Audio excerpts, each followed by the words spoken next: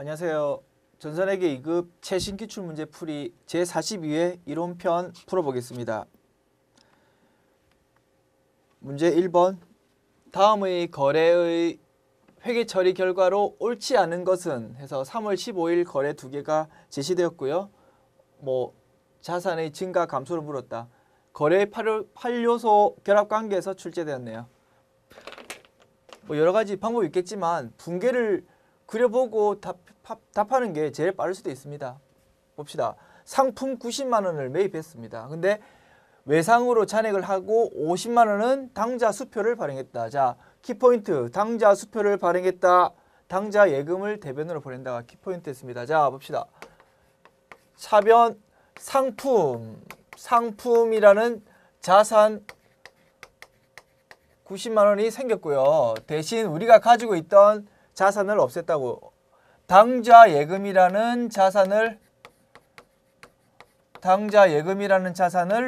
50만 원 감소시키고 나머지는 외상 매입금이라는 부채를 증가시키면서 상품을 사왔다라는 거래고요. 두 번째, 거래처 직원과 식사 후에 식사 대금을 현금으로 지급했습니다. 자, 거래처 직원과 식사했다. 수익 비용 중에서 비용 항목에서 판매 관리비에 있는 접대비 계정 과목 쓴다. 접대비 금액은 안 나와 있다.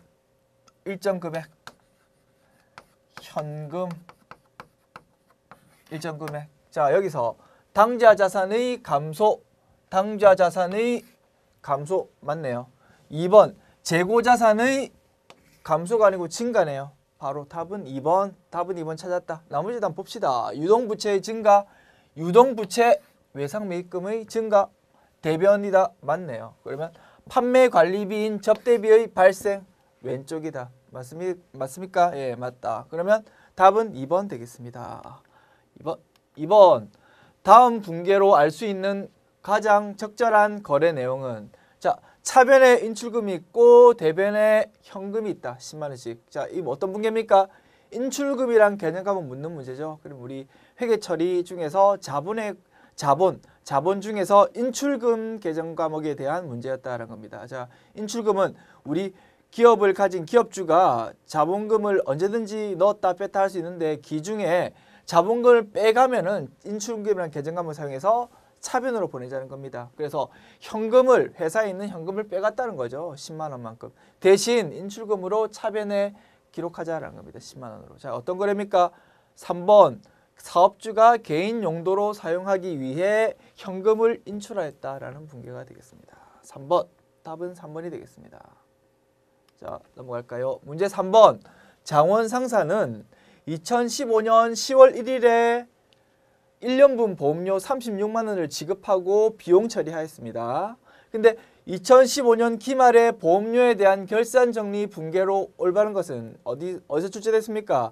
우리 회계 처리 중에서 기말 수정 분계에서 출제됐네요. 전형적인 문제다. 기말 수정 분계 여러 가지 항목 중에서 비용을 1년치 비용을 미리 준 거, 성급 비용에 관한 회계 처리에서 대해서 출제되었다는 겁니다. 자, 1년치 12개월치 보험료가 36만 원이면 한 달에 얼마라고요? 3만 원 되겠네. 3만 원. 자, 한 달에 3만 원꼴로 보험료를 내는 건데 1년치를 10월 1일 날 다 냈대요. 근데 36만 원에 대해서 전액 단기 비용으로 처리했지만 실제로 10월, 11월, 12월 단기에는 3개월분에 대해서만 단기 비용을 처리하고 나머지 금액 9달분에 대해서는 내년에 비용을 처리해야 되는 거니까 비용이 과대 계상되어 있다는 거죠. 차변으로 비용이 과대 계상되어 있으니까 9개월치에 대해서는 비용을 감소시키고 선급 보험료, 선급 비용이라는 자산 계정을 인식하자는 겁니다. 자, 9개월치 한 달에 3만 원이니까 3, 9, 27, 27만 원 되겠네요.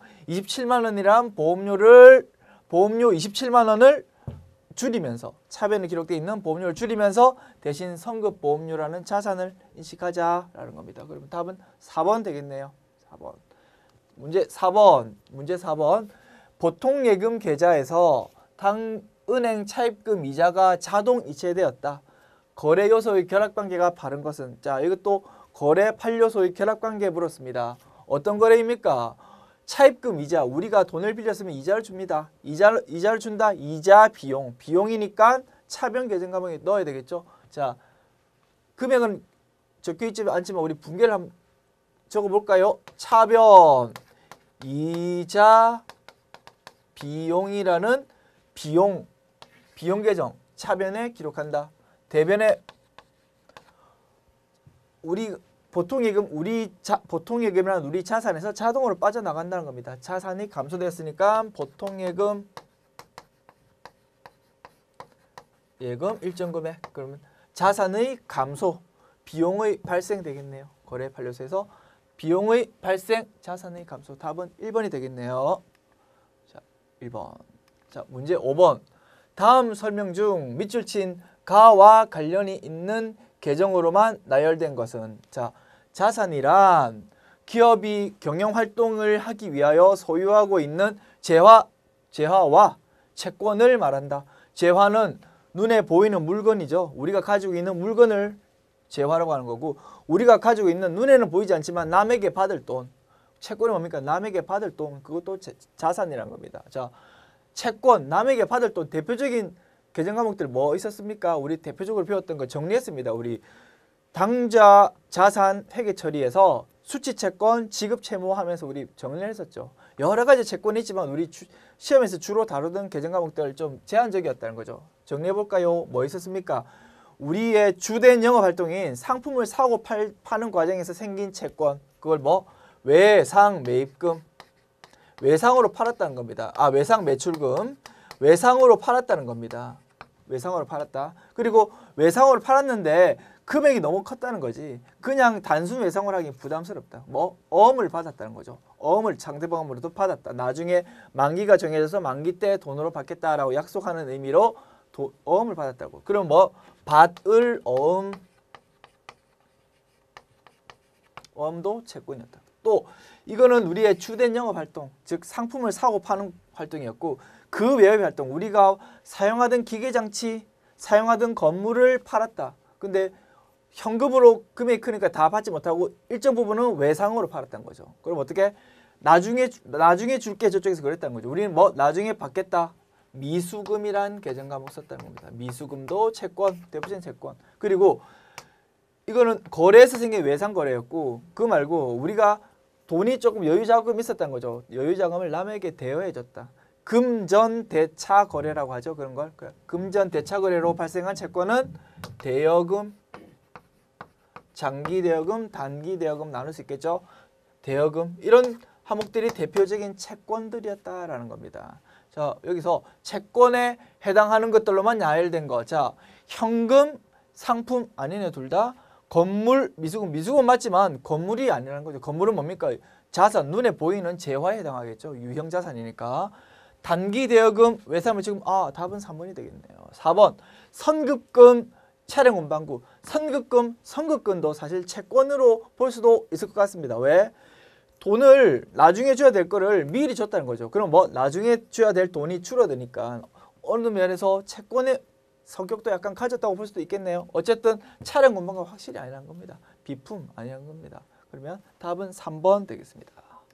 자, 그래서 선급금이라는 게 어느 정도의 채권의 성격을 가지고 있다고 볼 수도 있지만 우리 시험에서는 이거 가지고 채권이 다니다가 키포인트, 답의 결정적인 답이 되는 문제는 나올 수 없습니다. 왜? 논란의 여지가 있으니까. 그래서 우리가 배웠던 거 그냥 책대로 정리한 게 제일 클리어하겠다는 겁니다. 외상 매출금 받으러 미수금, 대여금 정도가 대표적인 채권이었구나 라고 정리하면 그게 더 좋겠다. 그죠? 자, 넘어갑시다. 자, 문제 6번. 거래 내용과 거래 요소의 결합관계를 적절하게 나타내지 않은 것은 자, 거래 내용을 제시하고 거래 판료소 결합관계를 묻는 문제에 또 출제가 되었다는 겁니다. 봅시다. 1번 분계 1번 거래 어떤 겁니까? 비품을 현금으로 매입하다. 우리가 가지고 있는 현금이라는 자산을 줄이면서 대변이죠. 우리가 가지고 있는 현금이라는 자산을 줄이면서 일정 금액을 줄이면서 대신 비품이라는 자산을 가져왔다라는 겁니다. 자, 자산의 증가, 자산의 감소 맞다. 맞습니다. 2번 외상 매입금을 약소금을 발행하여 지급하다. 자, 우리가 외상으로 샀나 봐요, 물건을 사가지고 외상 매입금이라는 부채가 대변에 기록되어 있습니다. 그거를 없애주면서 대신 우리가 어음을 발행했대요. 지급어음이라는 부채가 또 증가했다는 겁니다. 봅시다. 자, 대변에 있던 외상 매입금이라고 하는 부채를 없애주면서 대신 지급어음이라는 또 다른 부채를 발생시키는, 그러니까 부채인데 이름만 바뀌었다, 대체했다라고 생각해도 되겠죠. 3번 발생된 차입금 이자를 차입 원금에 가산하다. 자, 우리가 차입을 했습니다. 돈을 차입해 왔으면 이자를 줘야 되겠죠. 꼬박꼬박 이자를 줘야 되겠다고요. 그래서 이번 달에 예를 들어 10만 원 이자 비용 해서, 이자 비용이 뭡니까? 차변에 기록되는 부채 그 비용이란 겁니다. 이자 비용을 인식해야 되는데 이번에 돈이 이번에 없나 봐요. 그래서 나중에 원금하고 같이 줄게라고 했다는 겁니다. 그럼 어떻게? 일단은 이자 비용 줘야 되는 돈이 생겼으니까 비용을 인식해야 되겠죠. 차변 이자 비용 일정액을 인식할 때 대신 현금, 우리가 가지고 있는 현금이라는 자산을 주는 게 원칙인데 이번에 좀 돈이 없나 봐. 나중에 원금하고 같이 줄게. 부채, 차입금이랑 부채가 더 늘어난 거죠. 나중에 같이 줄게, 한꺼번에 줄게 했다는 거죠. 그럼 단기인지 장기인지는 제시 안 됐으니까 그냥 차입금이라고 표시할게요. 차입금이라는 부채가 증가했다는 겁니다. 자, 부채의 증가, 비용의 발생 맞다는 겁니다. 자, 4번 채권자로부터 매입 채무를 면제받았다. 자, 우리가 매입 채무가 뭡니까? 대표적인 매입 채무가 외상 매입금, 지급어음이란 게 있는데 그중에서 예를 들어 외상 매입금을 합시다. 외상 매입금을 우리가 외상으로 사가지고 저 A 거래처에 10만 원 줄 게 있다는 겁니다. 10만 원 줄 거를 저쪽에서 면제시켜 줬대. 안 줘도 된다라고 했다는 겁니다. 그럼 우리가 외상 매입금이라는 대변에 기록되어 있는 부채를 없애면서 외상 매입금 이라는 부채를 차변으로 보내서 없애면서 대신 그쪽에서 갚지 말라고 했으니까 우리 쪽에서 수익이죠. 고마운 거죠. 그럼 채무 면제 이익이라는 영업의 수익 항목을 인식한다. 수익 항목을 인식한다. 자본이 아니고 수익의 증가, 부채의 감소 되겠네요. 자, 굳이 채무 면제 이익 우리가 영업의 수익 비용에서 배웠지만 계정 과목 이름이 몰라도 문제 맞추는 데는 아무런 지장이 없다는 겁니다. 자, 거래 판례서에 대한 원리만 이해하고 있다면 문제 맞출 수 있는 거였다. 자, 4번이 답이었다. 자, 문제 7번. 다음의 괄호 안의 금액이 잘못 기입된 것은, 자, 아주 전형적인 문제입니다. 어떤 겁니까? 기초자본, 기말자본이 주어졌다는 겁니다. 그리고 총수익, 총비용 주어졌다. 기초자본에서 단기 순이익을 더하면은 기말자본이 된다라는 그 원리를 이해하는지 하고 있는지를 묻는 문제입니다. 자, 우리 굳이 출처를 따진다 그러면 우리가 1장에서 배웠던 손익계산서와 재무상태표의 관계에서도 나온다고 볼 수도 있을 것 같고, 아니면 계정과목별 회계 처리에서 자본 쪽에서 출제됐다고 볼 수도 있겠죠. 어쨌든 자주 묻는 이슈라는 겁니다. 자, 근데 묻는 것 자체가 괄호 안의 금액이 맞는가라고 물었지만 결국은 그 관계를 알려면은 어쨌든 다 고려해 봐야 된다는 겁니다. 자, 일괄적으로 한번 보겠습니다. 1번에 총수익에서 총비용 빼면 당기순이익이 얼마입니까? 당기순이익이 14만 원. 1번 문제. 20만 원에서 14만 원 더했는데 34만 원 맞냐? 아, 맞다. 그렇게 확인하면 되는 거죠. 15만 원에서 14만 원 빼면 얼마? 당기순이익이 11만 원이라는 겁니다. 7만 원에서 11만 원 더하면 18만 원 맞냐? 아, 맞다. 2번도 맞다. 그러면 33만 원에서 12만 원 빼면 얼마입니까? 21만 원이네요. 21만 원. 42만 원에서 21만 원 더하면은 63만 원 돼야 되는데 65만 원. 아, 그러면 3분이 틀렸네. 바로 찾을 수 있는 겁니다. 그러면 이것도 확인차 한번 해볼까요? 22만 원에서 3만 원 빼면 얼마입니까? 19만 원 되겠습니다. 기초자본 21만 원 플러스 19만 원은 40만 원 맞냐? 맞다. 그러면 3번이 틀렸네. 답 바로 찾을 수 있습니다.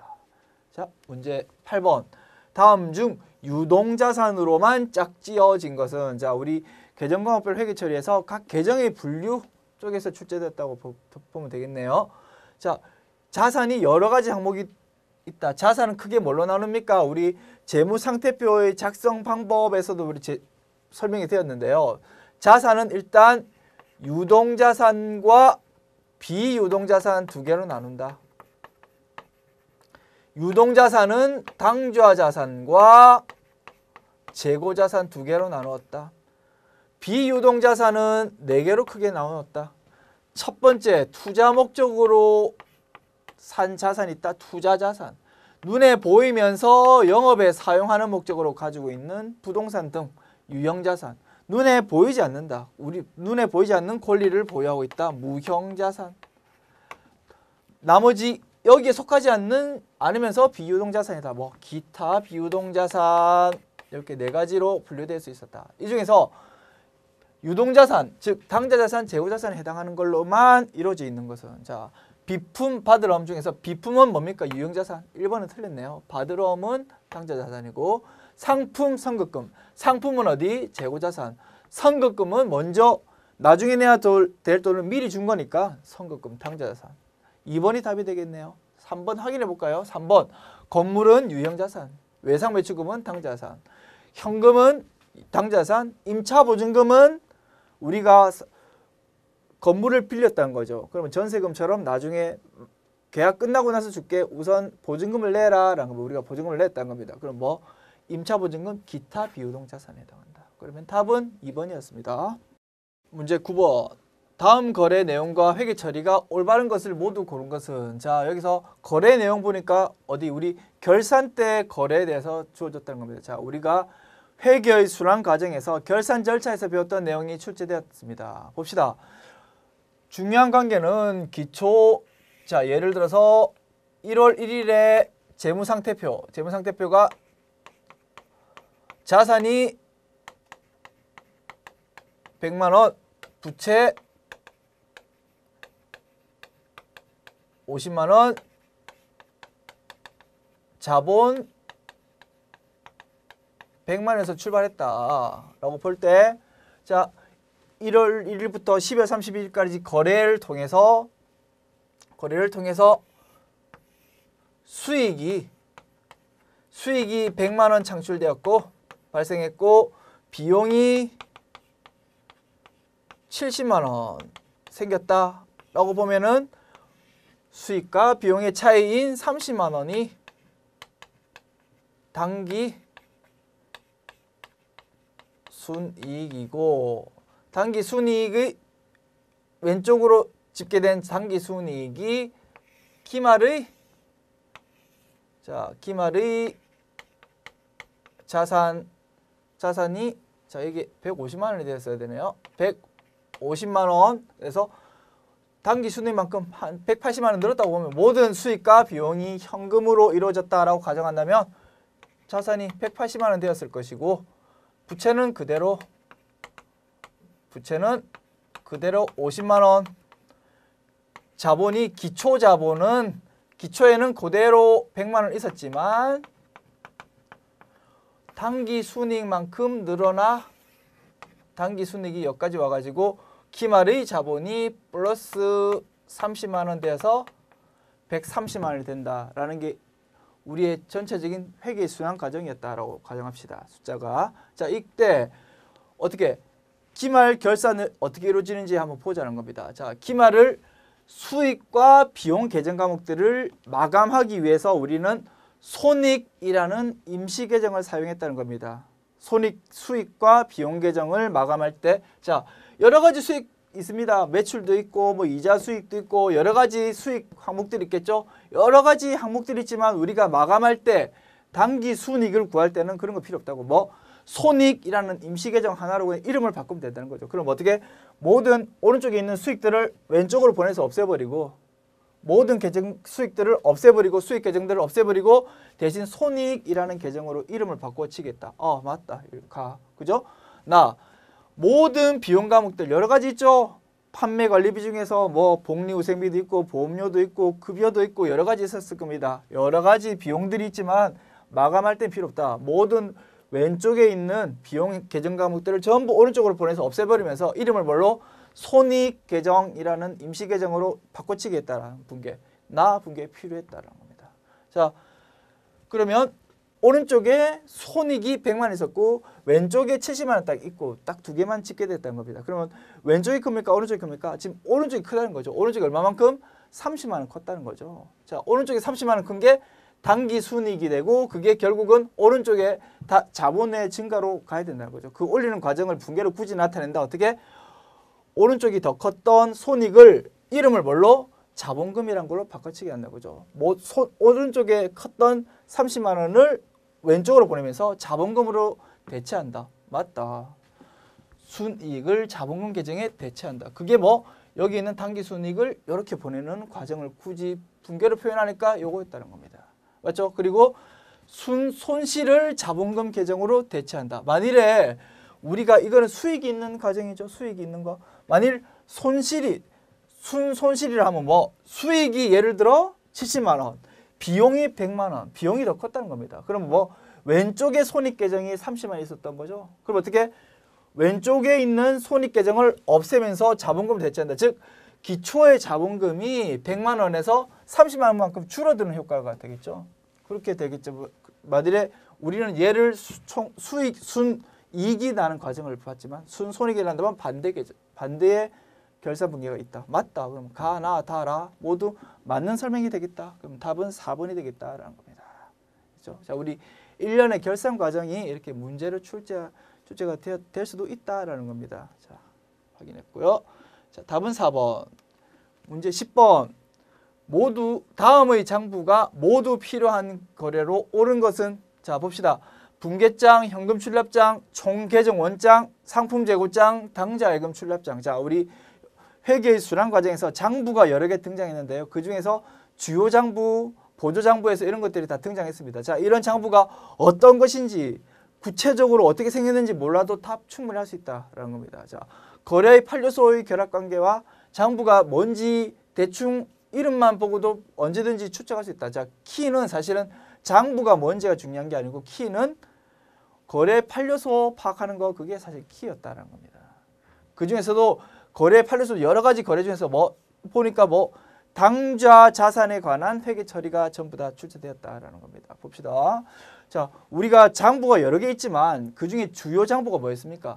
분계장과 총계정 원장입니다. 차변 대변을 기록하는 순간 분계장이 작성되고 분계장에 기록된 내용들을 결산을 하기 위해서는 어쨌든 계정 과목별로 집계를 해야 된다는 거죠. 집계를 하는 자체가 총계정 원장이다. 그러면 거래가 발생하면 분계장과 총계정 원장은 어쨌든 주요 장부이기 때문에 작성이 바로 된다고요. 그러면 뭐 우리가 이 분계 아래 제시된 분계들 중에서 현금 출납장이 된다는 말은 뭐 현금이란 계정 과목들이 사용되는지, 그리고 상품 재고장은 뭐 상품이 얼마가 있었고 얼마가 들어갔고 나갔고 하는 거 아니겠습니까? 즉 상품 계정 과목이 있는지, 그리고 당좌예금 출납장은 뭡니까? 당좌예금이 얼마나 늘고 줄었고 하는 거 집계한 게 출납장 아니겠습니까? 즉 뭐 밑에 당좌예금 계정 과목이 써 있는지, 즉 아래에 제시된 분계들 중에서 현금, 상품, 당좌예금이라는 계정 과목이 사용이 되었는지 묻는 문제였다는 겁니다. 결국은 장부를 묻는 게 아니고, 그죠? 그러면 자,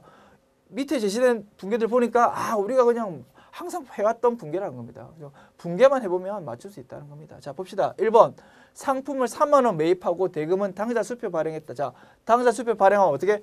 당좌예금을 감소시키고 상품을 차변으로 증가시킨다. 즉 상품 당좌예금은 오케이인데 현금이 안 쓰였네. 아, 그럼 1번은 아니겠다. 2번 상품을 3만 원 매입하고 인수인비 만 원을 현금으로 지급했다. 자, 인수인비 물건 살 때 내는 인수인비는 취득 부대 부행이니까 상품으로 처리하는 거죠. 자, 어쨌든 상품 3만 원과 인수인비 4만 원, 4만 원이라는 상품을 차변에 보내고 대변에 대신 현금을 보냈다.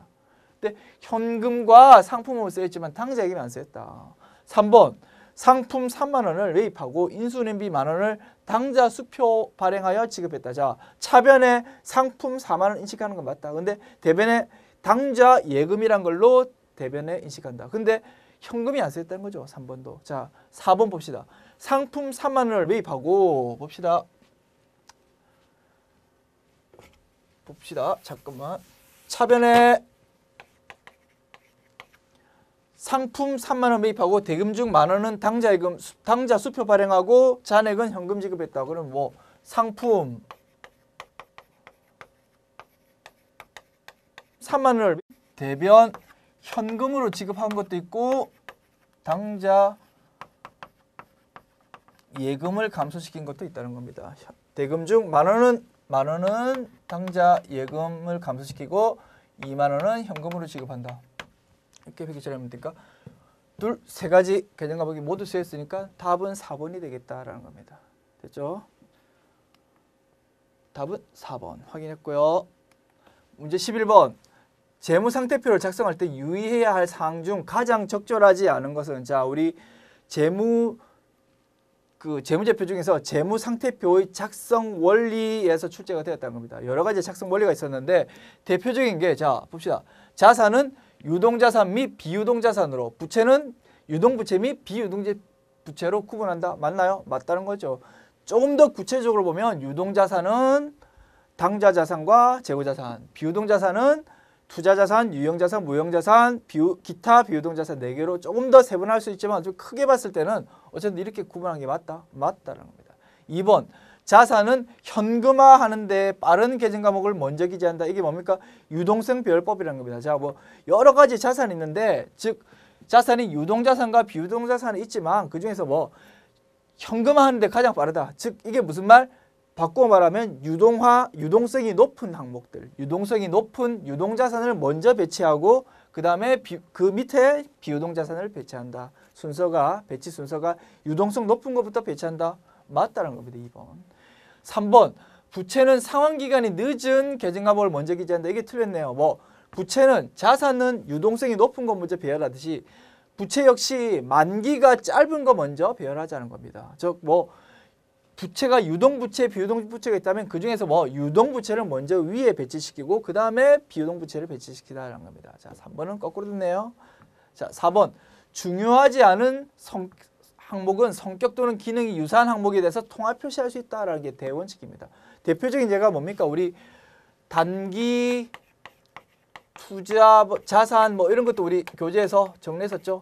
단기 투자 자산. 자, 우리가 회사에서는 단기 투자 자산 이런 내부적으로는 그런 계정과목 안 쓴다. 우리는 뭐 구체적으로 쪼개 가지고 단기 금융 상품, 단기 대여금, 단기 매매 증권이라는 걸로 자산을 적어 가지고 관리하지만 재무제표 공시할 때는 재무상태표 공시할 때는 그 세 가지 항목들이 중요하지 않다면 우리 회사에서 그 항목들이 중요하지 않다면 그 세 개를 묶어 가지고 단기 투자 자산이라는 계정 과목으로 공시할 수 있더라는 겁니다. 자, 대표적인 예였고요. 어쨌든 4번 맞는 원칙이다. 맞죠? 그러면 답은 3번이었습니다. 12번.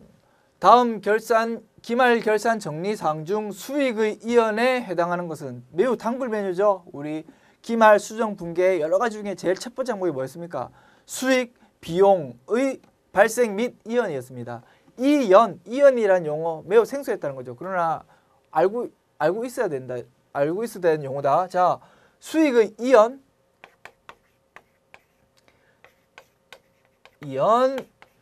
비용의 이연, 수익의 발생, 비용의 발생 뭐 이렇게 네 가지로 구분할 수 있었죠. 우리 첫 번째 결산 항목 중에서.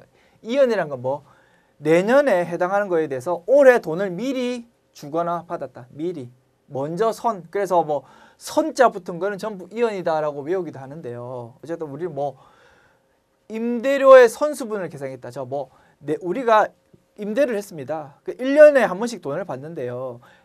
올해 7월 1일부터 내년 6월 말까지인데 그 12개월분을 올해 7월 1일에 미리 받았다고요. 미리 받았다. 내년에 대한 수익을 미리 받았으니까 12월 31일에는 올해 12개월치에 대해서 12만 원 받았다. 그 올해 7월 1일부터 내년 6월까지에 대한 임대료를 올해 12만 원 미리 받았다. 그 중에서 6만 원만 올해 수익이고 나머지 6만 원은 내년의 수익이니까 수익을 차감시키자 이런 분계가 수익의 이연이었던 겁니다. 그죠? 그러면 뭐 사용된 계정 과목 자 분계가 뭘로 될까요? 너희가 7월 1일 날 수익을 너무 많이 계산했다고. 수익은 어딥니까? 차변 대변 중에서 대변에 인식한 수익이 너무 많으니까 수익을 조금 빼자고요. 임대료인가요? 저기는 임대료라는 수익을 조금 빼자고. 너무 많이 기록했으니까. 대신 내년 거를 올해 미리 받은 거니까 우리 입장에서는 부채라는 겁니다. 즉 뭐 선수 수익이라는 부채 계정과 뭘 쓰자. 이게 수익의 이연. 자, 비용의 이연은 차변에 인식한 보험료라는 비용이 너무 많았다. 그러면 뭐 보험료라는 비용을 차변에 너무 많이 인식했다. 그러면 뭐 보험료라는 비용을 좀 상환시키면서 대신 내년 걸 미리 줬으니까 자산이라는 거죠. 우리 입장에서는 선급 비용이라는 거 쓰는 게 비용의 이연이었다. 발생은 뭐 이미 발생했는데 아직 안 받았거나 아직 덜 줬다는 거죠. 뭐 미리가 아니고 뭐 아직으로 생각하면 되겠다. 발생은. 자, 그럼 뭐 수익 우리가 임대를 했어. 7월 1일부터 내년 6월 30일까지 1년치를 했는데 올해 돈 받는 게 아니고 내년 6월 말에 계약 끝날 때 돈을 받기로 했대요. 그럼 뭐 6개월이 이미 경과했으니까 아직 돈은 안 받았지만 수익을 인식하자는 거죠. 자, 아직 돈을 안 받았지만 대변에 임대료라는 수익을 미리 인식하자. 대신 내년에 받을 거다. 자산이죠. 미수 수익. 그 다음에 비용의 발생.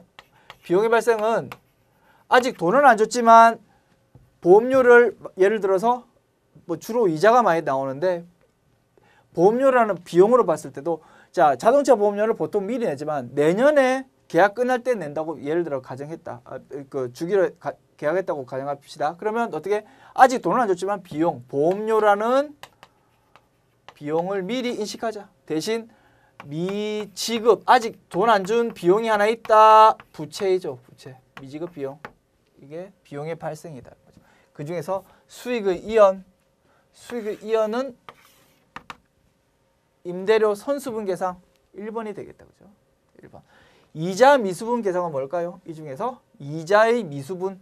이자 받을 게 있는데 아직 덜 받았다. 2번이 이자 받을 게 있는데 아직 덜 받았다.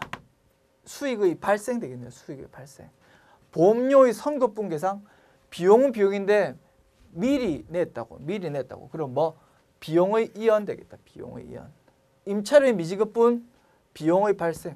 임차료. 줘야 될 임차료가 있는데 아직 돈을 안 줬다고요. 그러면 미리 돈을 안 줬지만 미지급 비용을 인식한다. 비용의 발생 되겠다라는 거죠.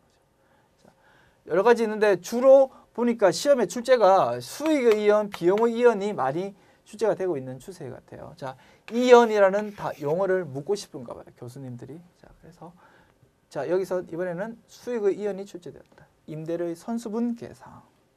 답은 1번 되겠습니다. 자, 문제 13번. 당좌 자산에 대한 설명으로 가장 올바르지 않은 것은 자 볼까요? 어디 우리 회계 처리 중에서 당좌 자산에서 대한 회계 처리에 대해서 자 문제가 출제되었다는 겁니다. 봅시다. 1번 유동자산 중 판매 과정을 거치지 않고 바로 현금화할 수 있는 자산이다. 맞는 설명 같네요. 당좌 자산의 정의와 크게 다르진 않은 것 같다. 2번 현금 계정에서 처리되는 것에는 보험증권, 주식, 상품권도 포함된다. 우리가 배운 거하고 전혀 다르다. 그죠? 자, 봅시다. 현금 계정은 뭐 현금 및 현금성 자산으로 본다면 보험증권, 자, 금융상품이죠. 단기 금융상품임에도 불구하고 취득 시점에 만기가 90일 이하라면 현금성 자산으로 볼 수도 있지만 아무런 밑도 끝도 없이 설명도 없이 보험증권만 됐다. 사실은 단기 금융상품으로 하는 게 원칙이겠죠. 주식, 우리가 주식을 단기 매매 차익 목적으로 단기 시세 차익 목적이다. 그럼 뭐 단기 매매 증권 같은 걸로 인식을 해야 되겠죠. 상품권 나중에 돼야 되는 돈을 미리 준 거죠. 미리 준 거죠. 그럼 뭐 선급금 계정으로 처리해야 된다라는 거죠. 그럼 2번은 틀렸다는 거죠. 현금이 아니다는 겁니다. 2번이 확실히 틀렸다. 3번 미수수익, 미수금, 선급금은 항목이 중요한 경우에는 개별 재무제표에 개별 표시한다. 자, 재무제표 작성 원리 원칙적 원론적 내용이 그냥 나열해 놓은 것 같습니다. 자, 뭐 특별히 틀린 건 아니니까 넘어갈 수 있겠다는 거죠. 4번 단기 투자 자산은 기업의 단기 유동성을 파악하는 데 중요한 정보이기 때문에 당좌 자산 내 별도 항목으로 표시한다. 이런 이유에서 단기 투자 자산을 별도로 표시하나 보네요. 자, 틀린 설명은 아닐 것 같습니다. 그러면 답은 2번이 확실히 틀렸으니까 2번이 답이 되겠다라는 겁니다. 14번. 다음 설명에서 가, 나, 다를 바르게 나열한 것을 고르시오. 봅시다. 뭔가요? 가. 어디? 우리가 상품의 회계 처리에서 매우 중요한 거 있다. 상품의 취득에 관한 회계 처리에서 등장한 게 뭐였습니까? 매입 애누리, 매입 환출, 매입 할인이라는 개념이 등장했죠. 이 개념과 단어들이 용어들이 우리 일상생활에서 흔히 쓰는 거하고 조금 다르기 때문에 확실히 구분할 수 있어야 됩니다. 자, 요 세 가지 용어 구분하는 게 종종 출제된다는 겁니다. 자, 출제됐네요. 봅시다. 확인해 봅시다. 매입 시점에 판매자가 값을 깎아주는 거죠. 대량 구매로 값을 깎아주는 걸 뭐라고 한다고요? 우리는 매입 애누리라고 한다는 겁니다. 나 매입한 상품에 파손이나 결함이 있어서 반환하는 거.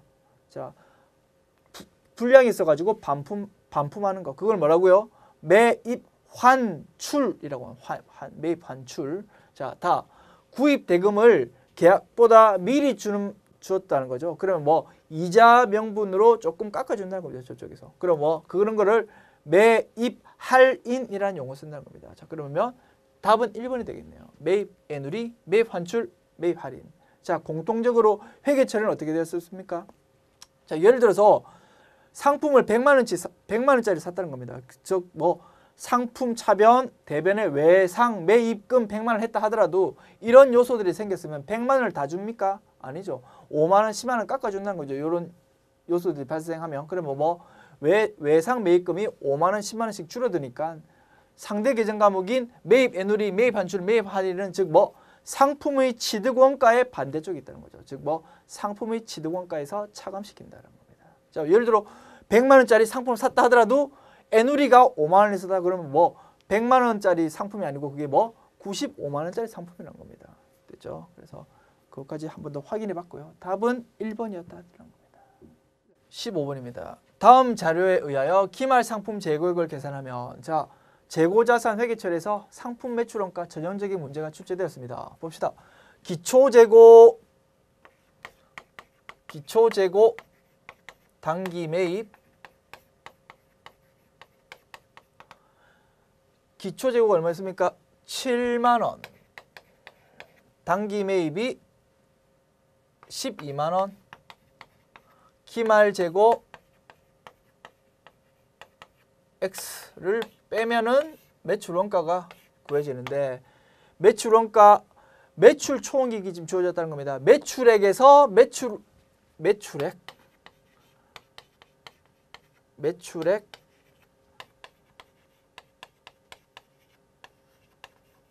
매출원가를 뺀 게 매출액이 얼마입니까? 15만 원. 매출원가를 빼니까 얼마가 나왔다고요? 매출 총이익이 8만 원 나왔다는 겁니다. 그러면 15만 원에서 얼마를 빼야 8만 원 나옵니까? 매출원가가 7만 원이라는 뜻이네요. 자, 즉 이 결론이 7만 원 나와야 된다. 7만 원. 자, 그러면 기초재고에서 12만 원 더해서 얼마를 빼야지 7만 원 나오나요? 당연히 12만 원 돼야 되겠네요. 기말재고는 12만 원 되겠다. 답은 4번 되겠습니다. 자, 그래서 이번 42회 기출문제 풀어봤습니다. 전형적인 문제가 아주 많이 출제되었죠. 자, 수고하셨습니다. 마치겠습니다.